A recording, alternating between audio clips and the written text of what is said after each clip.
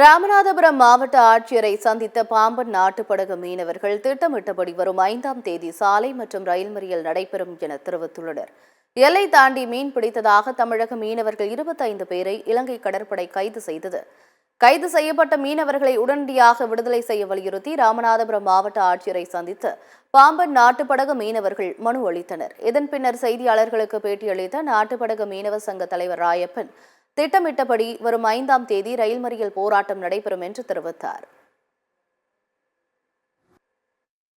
நாங்கள் இப்போ இந்த கோரிக்கையை வலியுறுத்தி வருகின்ற 5ஆம் தேதி பாம்பன் ரோடு பாலத்தில் முற்றுகை சாலை மறியலும், அதைத் தொடர்ந்து மண்டபத்தில் சாயந்தரம் 5ஆம் தேதி சாயந்தரம் 4 மணிக்கு ட்ரெயின் வழி போராட்டம் நாங்கள் வச்சிருக்கோம். கட்டாயம் அந்த மத்திய மாநில அரசு எங்களுக்கு செஞ்ச நம்பிக்கையோட இருக்கிறோம். அப்படி செஞ்சு தர மறுத்தால் இன்னும் எங்களுடைய போராட்டம் தொடரும் என்பதை தெரிவித்துக்கிறேன்.